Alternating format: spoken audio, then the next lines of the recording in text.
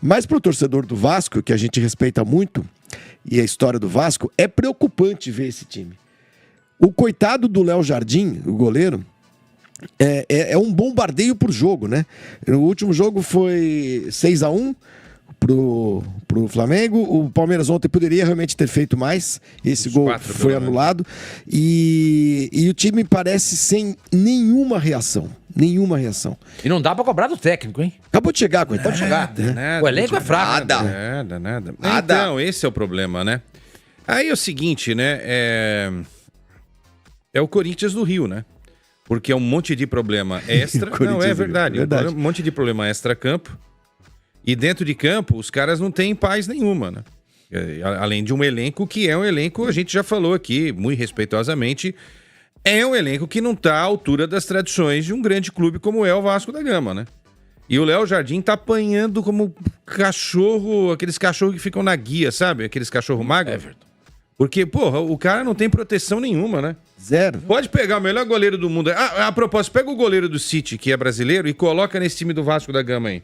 O Ederson. Sabe o que vai acontecer? Vai tomar gol. Ele vai ser criticado duramente por nós aqui, porque não o Léo Jardim ontem fez 4 defesas que, pelo amor de Deus... Não, podia ter sido 6, certo, Facinho? Então, aquela história. Então, a gente também precisa entender. Assim, eu vejo o jogo do Vasco, eu não vejo nada... No primeiro tempo. Eu não vejo nada no jogo do Vasco. Assim, o Paier não jogou, hein? É um jogador importante. A defesa não funciona, o meio-campo não combate, o meio-campo não cria, a bola chega com pouca qualidade ao ataque.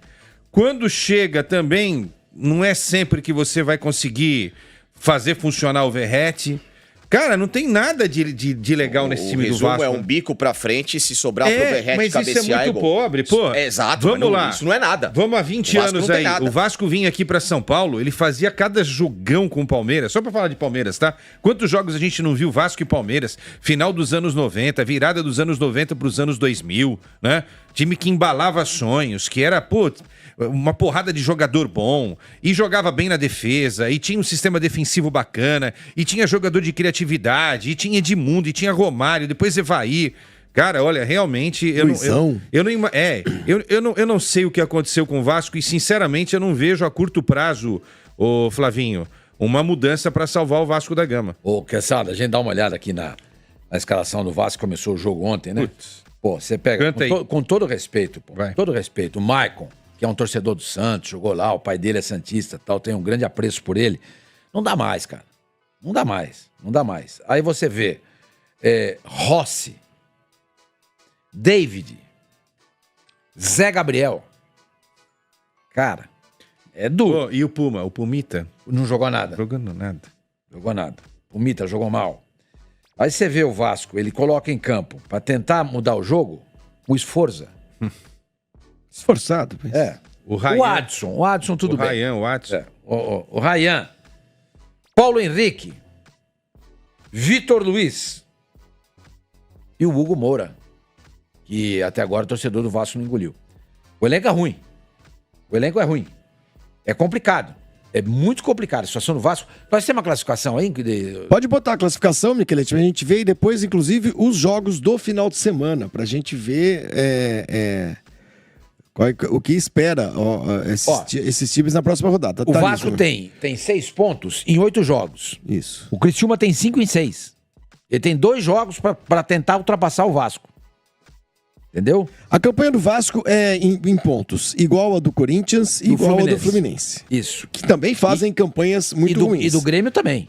O Grêmio tem jogo a menos. Tem 2 jogos a menos. O Vasco tem 2 vitórias, que é o que o coloca à frente de Corinthians e Fluminense. Times que ganharam apenas um jogo em 8 rodadas. É bem vergonhoso mesmo. E Criciúma com 2 jogos a menos. Criciúma com 2 jogos a menos, vai apanhando de todo mundo também agora. Mas enfim, tem 2 jogos a menos. Mas ontem eu vi um pouco do Criciúma e do Cruzeiro. Cara, Criciúma tem um time mais ajustadinho, por incrível que possa parecer, em relação ao Vasco da Gama. Mas também o Criciúma ganhou do Vasco de 4-0 em Meteu 4-0 lá em São Januário. Isso por si só bastaria. Mas aí você vê o Criciúma tomar de 5 do Cuiabá em casa, em Criciúma. Aí você fala assim, caramba. O que aconteceu? Eu acho que o Criciúma ganhou porque foi o Vasco. Entendeu? Sim. Então, já que nós estamos falando do Vasco, é mais um alerta. Não é mais um alerta, é mais um indício, mais um Mas um ponto dentro dessa nossa análise a respeito da fragilidade, eu não gosto dessa palavra. Mas fragilidade às vezes mas eu não gosto, fragilidade mesmo do Vasco. O que eu queria falar do Criciúma... O que eu queria falar do Porque virou lugar comum, entendeu? Todo mundo fala isso. O que eu queria falar do Criciúma é o seguinte, o Vasco não tem nenhum jogo... Lembra um jogo recente do Vasco que você falou, porra, que legal, eu não consigo ver isso. O Criciúma ainda ontem tentou encarar o Cruzeiro, o jogo ficou empatado, né? Depois o Cruzeiro faz 2-1. Cuiabá você tá falando. Cuiabá, sim. Compara também com Cuiabá. Mas pega o Atlético Goianiense indo pra cima do Corinthians pra buscar o resultado.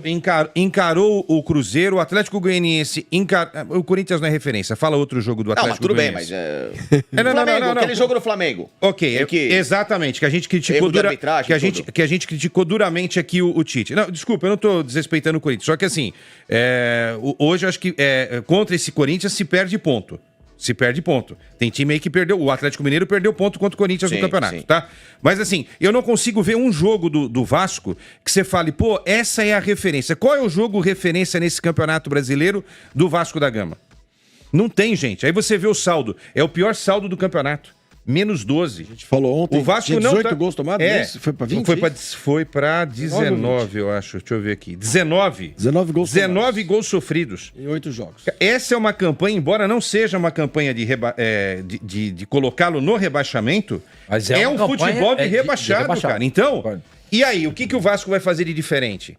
Você acha que só o Payet vai fazer a diferença, cara? Não, o Payet sozinho não consegue. Não faz, então E outra, montaram o time errado, tá a briga ainda da 777 lá com o Pedrinho. O Pedrinho precisa arranjar dinheiro para reforçar o time agora com 4, 5 jogadores em julho. De onde vai tirar o dinheiro? Cara, eu vou falar para você. Se não tiver uma injeção de grana, como estava prometido pela 777, olha, se não se desenroscar essa confusão, o Vasco não vai comprar ninguém. Falsos mártires. Precisa pagar, viu? Precisa pagar 777, porque a 777 deu um dinheiro aí. Falsos mártires acabam derrubando projetos. O que estava ruim está pior, hein?